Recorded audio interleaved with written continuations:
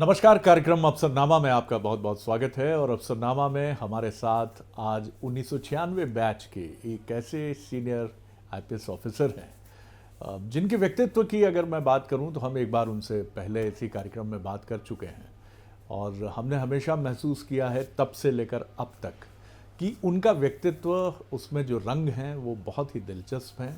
और सबसे महत्वपूर्ण बात है जो अंग्रेज़ी में एक लफ्ज़ हम कहते हैं डाउन टू अर्थ, यानी एक ऐसा शख्स, एक ऐसा व्यक्ति जो ज़िंदगी को बहुत सहज रूप में लेता है और सहज रूप में लेते हुए ही उसमें जो कुछ भी उसको मिलता है, जाहिर तौर पर जैसा हम देखते हैं कि जीवन चुनौतियों का नाम है।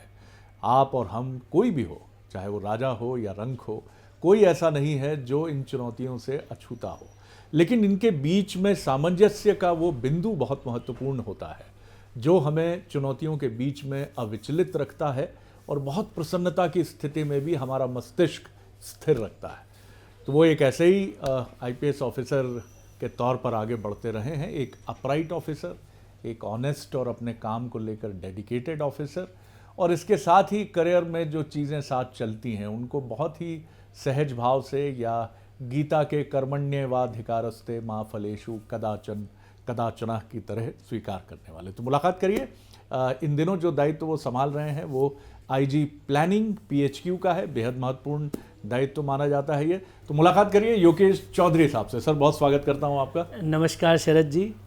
योगेश जी, आपसे जब हमने पहले भी बात की तो हमें बिल्कुल ये लगा नहीं कि देश की एक महत्वपूर्ण सेवा में आने के बाद मैं पहला सवाल आपसे यही जानना चाहूँगा कि बड़ा कठिन होता है। हम सब कहते हैं कि विनम्र होना चाहिए, विनम्र रहिए, और ऐसा नहीं है कि ये भाव भी हमारे भीतर नहीं होता। मैंने कई लोगों को देखा, लेकिन कई बार विनम्रता का ये भाव ही हमें विनम्र नहीं रहने देता है। हम थोड़े अलग से हो जाते हैं, या उसका दबाव या उसका प्रेशर कि कहीं कोई मुझे घमंडी ना समझ ले, कोई ये ना समझ ले कि मैं अब आईपीएस हो गया हूँ, रिलेटिव मेरे ना समझ लें। आपको हमने देखा तो आप बहुत सहज, क्या ये अपब्रिंगिंग रही, मालवा का जो आपको एक परिवेश मिला बहुत जिंदा दिल मस्ती का, लेकिन क्या क्या रहा इसके पीछे, सबसे बड़ा क्या कारण रहा?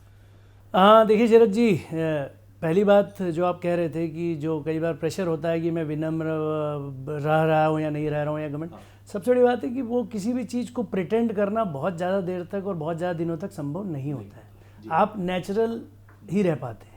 आप हमेशा सोचें कि मैं एक्ट कर लूँगा विनम्र, तो वो नहीं हो पाएगा। आपको विनम्र होना पड़ेगा, तभी आप विनम्र हो पाएंगे। और जहाँ तक मेरा है जो मानस है जिस तरह का, वो ये है कि जिस तरह से हम लोग स्कूल में रहे, जब साथ में रहे, जो मेरे पेरेंट्स की वैल्यूज़ जो थी, जो उन्होंने हमेशा बोला, सिलेक्शन के पहले, सिलेक्शन के बाद में भी बहुत अच्छे अफसरों के साथ मैंने कार्य किया, तो मन में ये हमेशा रहा कि हम विनय भाव से अगर रहते हैं तो हम बहुत सारी चीज़ें बहुत सहजता से हो जाती है। कई बार जैसे वो कहते हैं कि प्राइड हैज़ अ फॉल, तो वो सब चीज़ें सबको पता होती है, लेकिन कई बार उनको एक्चुअली इम्प्लीमेंट करना बड़ा कठिन होता है। मैंने हमेशा एक कोशिश की है कि जैसा कि जब मेरा सिलेक्शन भी हुआ था, और तो मेरे पिताजी ने भी मुझे ये कहा था कि भाई देखो, तुम अब एक अफसर बन गए हो, जहाँ से तुमने शुरुआत की वहाँ से अब तुम एक ऊंचे पद पे जाओगे, पर हमेशा ध्यान रखना ज़मीन कभी मत छोड़ना। ज़मीन छोड़ोगे तो फिर गिरने की चांस बहुत बढ़ जाती है। तो ज़मीन को पकड़ के चलना जो है वो, जैसे पहले थे तो कोशिश ये करते हैं कि वैसे रहें। कुछ चीज़ों में आता है, कुछ चीज़ों में फ़र्क भी पड़ता है, पर मैं ये कोशिश करता हूँ कि किसी तरह से एक जो है अपना संयम, या किसी भी उम्र के व्यक्ति का जो आदर है वो न छूटे। ये मुझे लगता है बहुत इम्पोर्टेंट बात है। एक चीज़ हम ये भी सुनते हैं कि जीवन में हर चीज़ की कीमत चुकानी पड़ती है, आपके अच्छे व्यक्तित्व के पहलुओं की भी और आपके तथाकथित रूप से ख़राब पहलुओं की भी। आपको क्या लगता है, विनम्र होना इन जनरल रिवॉर्डिंग है, या कई बार आपको लगता है लोग टेकन फॉर ग्रांटेड भी ले लेते हैं आपको, या आपकी विनम्रता को वैसा नहीं समझा जाता है? कभी ये चीज़ आपको परेशान करती है? हाँ देखिए, मेरा कहना है कि जैसा आपने कहा कि हर चीज़ के प्रोज और कॉन्स होते हैं, हर बिहेवियर के भी प्रोज और कॉन्स होते हैं। आप विनम्र रहते हैं, उसके भी प्रोज और कॉन्स होते हैं। पर अगर आपने एक रास्ता चुना है, अगर आपने एक राह इख्तियार की है, तो फिर आप उसके साथ होने वाली जो सपोजेडली सो कॉल्ड कमियां होती है, उसके लिए भी आप तैयार रहते हो। मुझे व्यक्तिगत रूप से और प्रोफेशनल लाइफ में और पर्सनल में कभी ऐसा नहीं लगा कि विनम्रता के कारण कोई नुकसान हुआ हो, और ये एक बहुत ही गलत सोच है। ये केवल अपनी अविनय को जस्टिफाई करने के लिए कई लोगों का कहना है कि अगर विनम्र रहो तो लोग लाइटली ले लेते हैं। मुझे नहीं लगता है कि विनम्र रहने से किसी के लाइटली लेने का कोई संबंध है।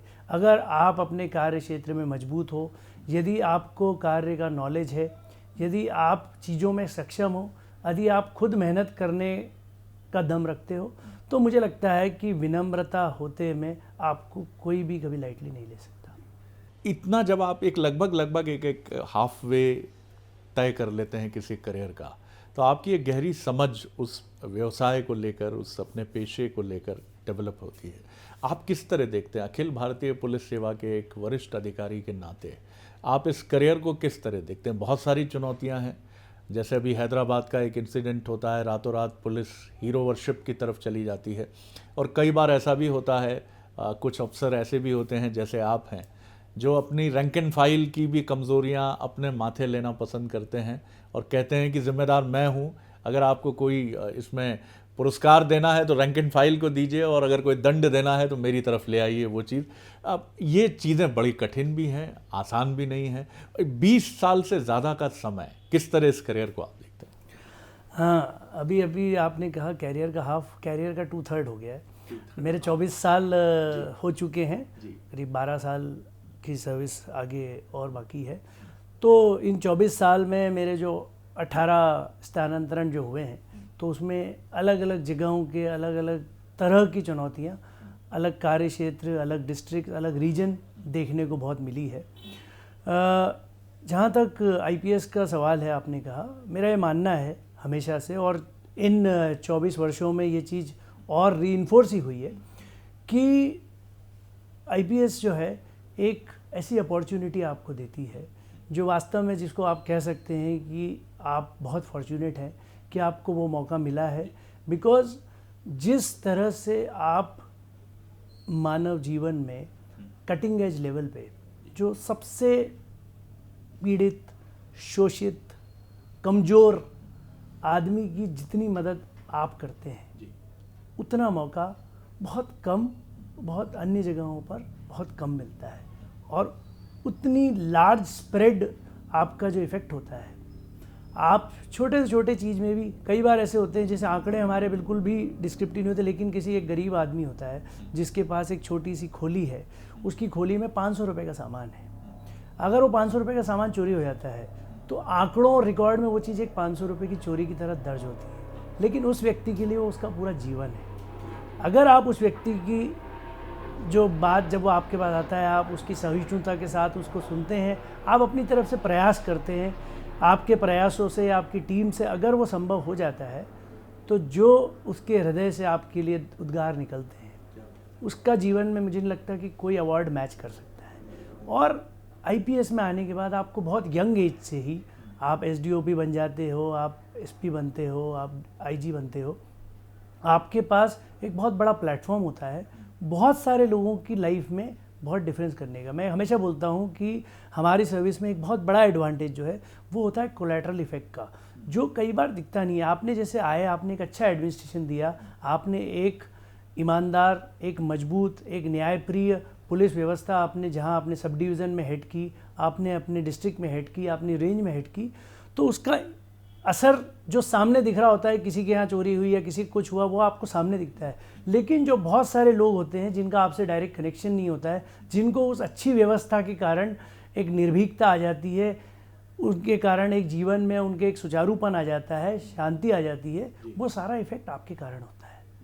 तो ये बात जो है हमेशा मैं बोलता हूँ कि जो हम इन ऑल इंडिया सर्विस में होते हैं कि हमारे पास बहुत यंग एज में बहुत सारा डिफरेंस समाज के लिए करने का अपॉर्चुनिटी होता है, और इसलिए हमें किसी भी क्षण, किसी भी पोस्ट पर, किसी भी मोमेंट अगर हमारे को लोगों की, समाज के लिए मदद करने का मौका आता है तो उसमें हमें तुरंत आगे बढ़कर करना चाहिए। हमारे यहाँ हमें कागज़ और अन्य मशीनों के साथ हमें मनुष्यों को लीड करना होता है। आप ये सोचिए एक स्थिति में कि कोई आपके लिए पत्थर और गोली खाने को तैयार हो, ऐसा जो है वो यूनिफॉर्म फोर्स के अलावा कहीं और नहीं है। केवल एक लॉयल्टी के सहारे आप उससे जुड़े हुए हो, और जब आप भीड़ में खड़े हो, पत्थर आ रहे हैं, वो आदमी आपके सामने खड़ा होकर आपकी रक्षा के लिए खड़ा हो सकता है। ऐसा लॉयल्टी और लीडरशिप के एग्जाम्पल आपको केवल यूनिफॉर्म फोर्स में मिल सकते हैं। ये बड़ी इम्पोर्टेंट बात है। जीवन में ऐसे क्षण भी आते हैं योगेश जी जब नतीजे हमारे मनमाफिक नहीं होते हैं, और कई बार ये भी होता है कि किसी और चीज़ का ठीकरा भी हमारे सर फोड़ दिया जाता है, और कोई दुनिया में कोई ऐसा नहीं है जो इसका अपवाद हो, चाहे प्राइम मिनिस्टर हो या वो बहुत ही निचले लेवल पर बैठा हुआ कोई व्यक्ति हो, किसी भी काम से जुड़ा हो सकता है। हमने भी जीवन में, मैंने भी व्यक्तिगत रूप से कई बार अनुभव किया है कि कई बार किसी अनजान चीज़ का श्रेय मिल जाता है, और कोई चीज़ जिसमें आपने बहुत मेहनत की है वो नहीं होता। बहुत सारी चीज़ें हम सुनते हैं, मेडिटेशन करना चाहिए, एक जर्नलिस्ट के लिए भी कहा जाता है, आप लोगों के लिए तो और ज़्यादा ये मायने रखता है। आप उन क्षणों को, जब आपको लगता है कि बहुत मेहनत के बाद, बहुत ऑनेस्टी के बाद, बहुत डेडिकेशन के बाद भी कुछ ऐसा हो गया जिस पर किसी का नियंत्रण नहीं था, या विक्टिमाइज हो जाता है व्यक्ति, तो आप क्या मेडिटेशन करते हैं? आप अपनी उस ऊर्जा को, जिसको मैं नकारात्मक बिल्कुल नहीं कहूँगा, लेकिन वो एक बेचैनी जो है, उस बेचैनी को कहाँ, किस टनल में आप शिफ्ट करते हैं? देखिए शरद जी, ये आपने जो कहा, ओवर द ईयर्स, इन 2 दशकों से अधिक समय में बहुत मौके ऐसे आते हैं, नेचुरल है ये, आप एक पब्लिक लाइफ में हो, और स्पेशली एक पुलिस जैसे जॉब में हो, जिसमें नंबर 1 वो काफ़ी स्ट्रेसफुल भी होता है, और नंबर 2 वहाँ पर बहुत सारी मतलब पुलिस एज अ इंस्टीट्यूशन के साथ ये एक स्टिग्मा अटैच्ड है कि बहुत सारी चीज़ें होती हैं जिसमें आपकी डायरेक्ट रिस्पॉन्सिबिलिटी आपको लगता है कि नहीं है, लेकिन आपके ऊपर ब्लेम आता है।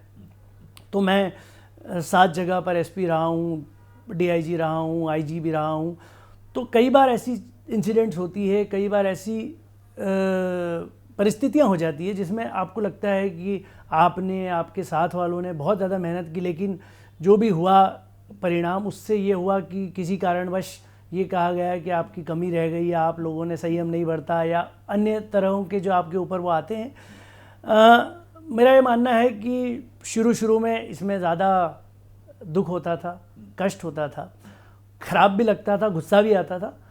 धीरे धीरे देखा कि ये चीज़ कई बार होती है, और मेरा हमेशा मानना है कि इसमें अगर लीडर पैनिक करता है, या आप अपने ऊपर बहुत ज़्यादा इस चीज़ पे वो करते हो, या उसका वो करते हो, या सब जगह बोलते हो ऐसा हुआ, या विक्टिमाइज प्ले करते हो कि मैं साहब विक्टिम हो गया और मेरे साथ गलत हुआ, उससे आपके अंदर नेगेटिविटी बढ़ती रहती है, आपकी टीम भी बहुत हतोत्साहित होती है, आपके पर्सनल लाइफ में भी वो चीज़ का इम्पैक्ट बहुत आने लगता है कि आप फील करते हो कि मुझे प्रताड़ित किया जा रहा है, या मैं बाकी लोगों के साथ नहीं हो रहा और मेरे साथ ऐसा बुरा हो रहा है। वो आपकी पर्सनल लाइफ में भी वो कहीं ना कहीं बहुत इंटरवीन करने लगता है। ओवर टाइम मैंने ये सीखा कि ये हमारा एक प्रोफेशनल पार्ट है, हमेशा तारीफ़ ही नहीं मिलेगी, कई बार आपको ख़राब भी मिलेगा, कई बार आपके कारण मिलेगा, कई बार आपकी गलती न होने के कारण भी मिलेगा। आगे फिर मैंने जो मेरा सोचा है कि मैं पीछे ज़्यादा देखना कम कर दिया। अगर मेरे साथ लगता है ख़राब हुआ, ह्यूमन हूँ, उस टाइम बुरा लगता है, थोड़ा गुस्सा भी आता है, पर जल्दी ही मैं उस चीज़ को छोड़ के आगे देखने लगता हूँ कि अब अच्छा होगा तो उस अच्छे से वो बराबर हो जाएगा। इस कार्यक्रम को योगेश जी बहुत यंगस्टर्स देखते हैं जिनके सपने हैं, और वो उम्मीद भी करते हैं, जैसे आपको देखते हैं तो एक IITN आपके भीतर रहा, उसके बहुत ही आउटस्टैंडिंग एक स्टूडेंट, और फिर एक सर्वश्रेष्ठ देश की सेवा में चयन।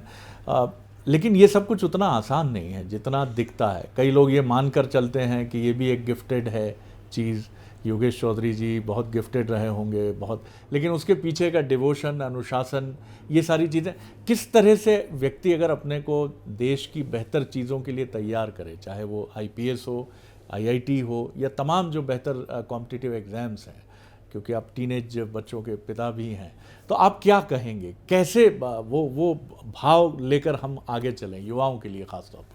4-5 चीज़ें हैं जो बहुत महत्वपूर्ण है समझना। आज की जो हमारी जनरेशन है वो बहुत ही इंस्टेंट एज वाली है।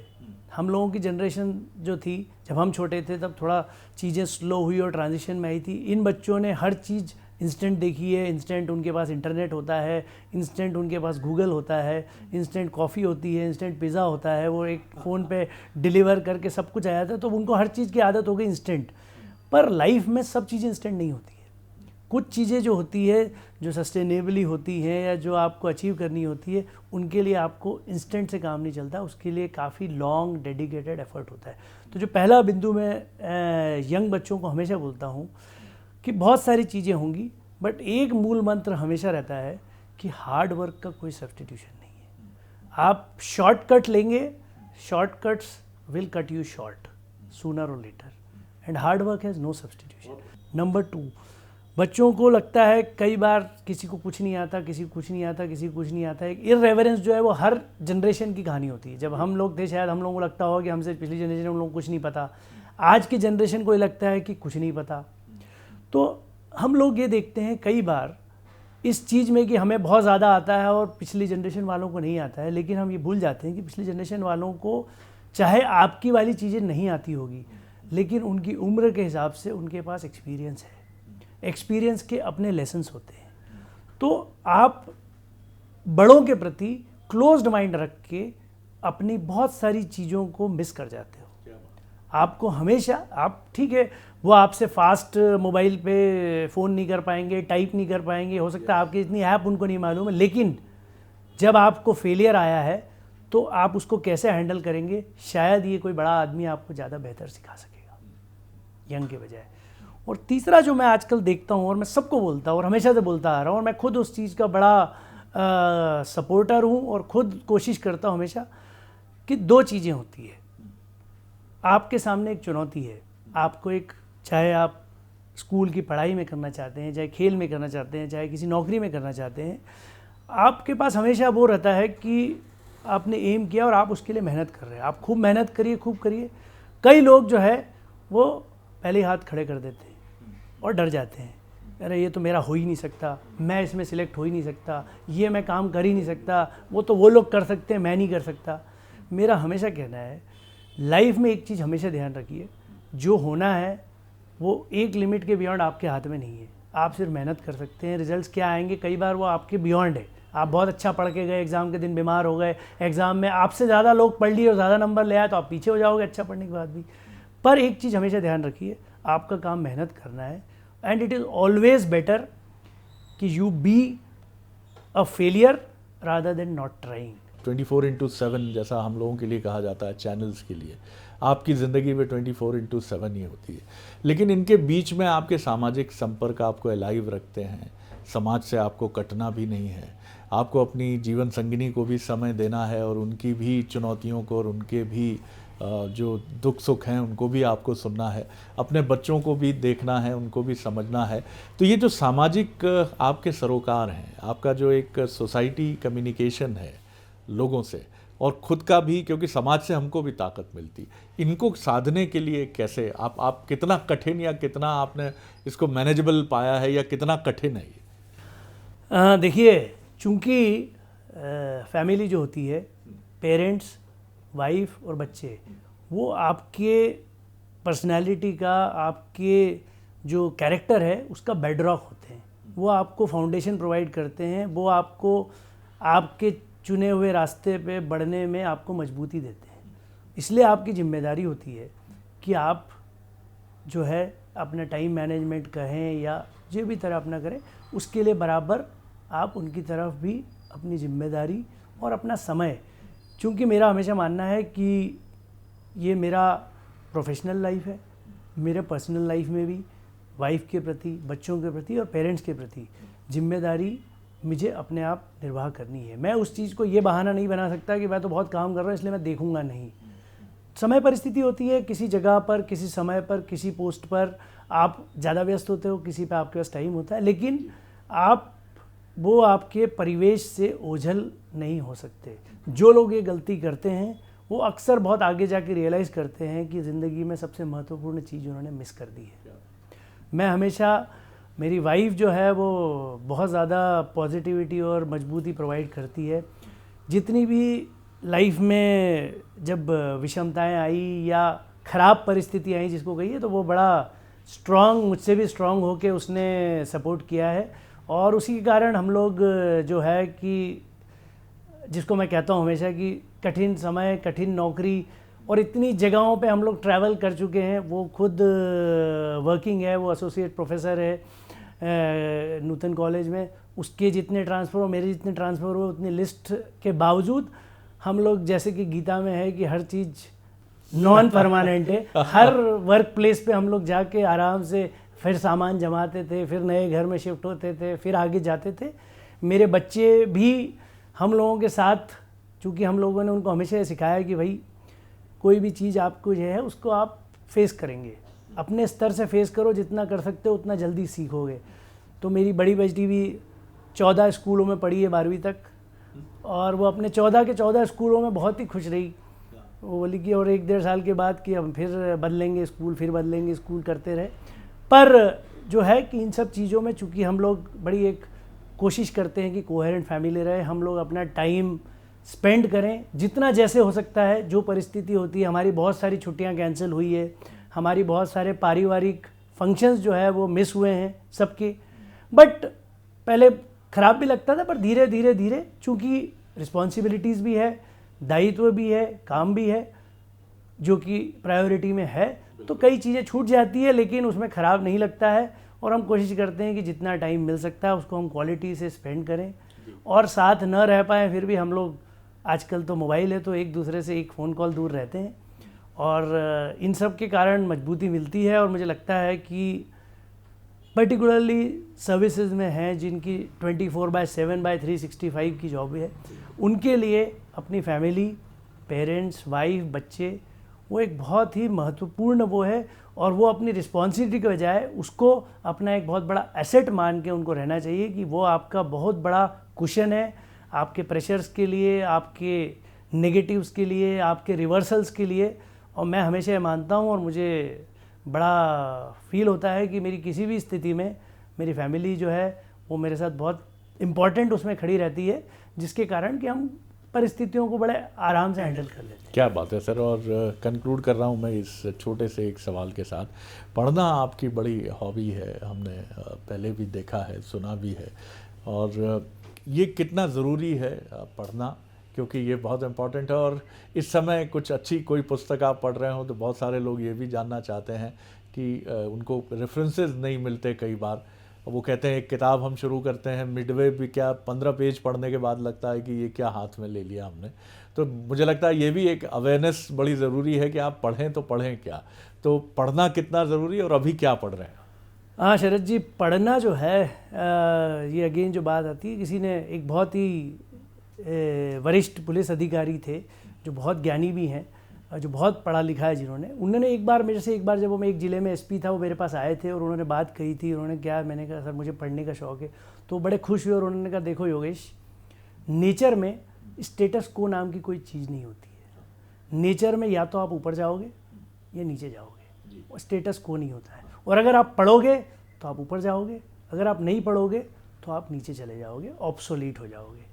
मैं हमेशा ये मानता हूँ कि अगर आप कुछ पढ़ते हैं या उस तरह से, जैसे जो आपके काम के अलावा चीज़ है, तो आपकी मेंटल फैकल्टीज़ एक्टिव रहती हैं और आप कहीं भी जाते आते हो, कहीं बैठते हो। आज अब मुझे ये है कि मैं, मतलब ये कोई बहुत वो नहीं है, पर जैसे कि आज मैं अगर 18 साल, 17 साल, 15 साल, 16 साल के बच्चों के साथ भी बैठता हूँ तो मैं उनके साथ उन्हीं के टॉपिक्स पे सिर्फ इसलिए बात कर सकता हूँ क्योंकि मैंने वो चीज़ें पढ़ी होती जो वो लोग डिस्कस करते हैं या वो करते हैं। वैसे ही जब बड़ों के साथ बैठता हूँ तो उनके साथ भी कर सकता हूँ क्योंकि कुछ उसके भी पढ़ा होता है। तो आप जिसको कहते हैं आप कंटेक्चुअल बने रहते हो, अब आप पढ़ते हो तो आप कंटेक्चुअल रहते हो। और देखिए, ऑल सेड एंड डन, दुनिया में एक ही रूल है, नॉलेज इज़ पावर। अगर आपको कुछ चीज़ आती है आप कॉन्फिडेंस फील करोगे, अगर आपको नहीं आता है आप हमेशा टिमिड रहोगे कि मैं कैसे बोलूँ इस बारे में, मुझे तो पता ही नहीं है। जब आपको पता होता है तो आप नेचुरली कॉन्फिडेंट रहते हो। तो मैं पढ़ने की कोशिश जितना भी समय मिलता है, चाहे ऑफिस में आते जाते, चाहे ट्रैवल करता हूँ, जब कभी बाहर घर में टाइम मिलता है, मैं हमेशा कोशिश करता रहता हूँ कि कोई ना कोई किताब, इनफैक्ट 3-4 किताबें एक साथ पढ़ता रहता हूँ अलग अलग टाइप की। एक फ़िक्शन पढ़ता रहूँगा, एक नॉन फिक्शन पढ़ता रहूँगा। तो पढ़ना मुझे अच्छा लगता है और अगेन मुझे वो थोड़ा सा सपोर्ट देता है, एक मेडिटेटिव इफ़ेक्ट करता है जो अपनी दिन भर की वो होती है। उसके बाद एक अलग और एक और छोटी सी लाइन जिसमें मैं कहता हूँ, एक बहुत ही फेमस जो हमारे यहाँ टेली सीरीज़ चली थी, उसमें एक लाइन थी कि a reader has 1000 lives, a non reader has only one. जो पढ़ता है वो अपनी 1000 जिंदगियाँ जीता है। जब आप किताब में जाते हो तो आप उस किताब के साथ ही ट्रैवल करते हो आप। और आप जो कह रहे हैं अभी मैं लेटेस्ट एक अभी विलियम डैलरिम्पल की एक बड़ी अच्छी किताब आई है एनार्की करके, जिसमें उन्होंने ये चित्रण किया है कि ब्रिटिश रूल में इंडिया के जो टाइम था वो कैसे ईस्ट इंडिया कंपनी का राइज हुआ या वो हुआ। तो वो किताब अच्छी है। और भी कई किताबें पढ़ रहा हूँ। अब तो इतना इजी है एक्सेस करना किताबों को, तो मुझे लगता है कि पढ़ते रहेंगे तो बढ़ते रहेंगे। क्या बात है, मुझे लगता है इससे बढ़िया कोई जुमला हो नहीं सकता इस बातचीत को विराम देने के लिए। सर, बहुत शुभकामनाएं। आपसे बात करना हमेशा एक बहुत ही शानदार अनुभव होता है, सकारात्मकता से भरा हुआ, और यही अनुभव जो जिन्होंने इस बातचीत को सुना है उनको हुआ होगा। ये थे 1996 बैच के आईपीएस ऑफिसर और वर्तमान में आईजी प्लानिंग पीएचक्यू भोपाल में अपने कर्तव्यों को अंजाम देने वाले। सनामा में इतना ही। अगली बार एक और अफसर को लेकर आपसे रूबरू होंगे। इजाज़त दीजिए, नमस्कार।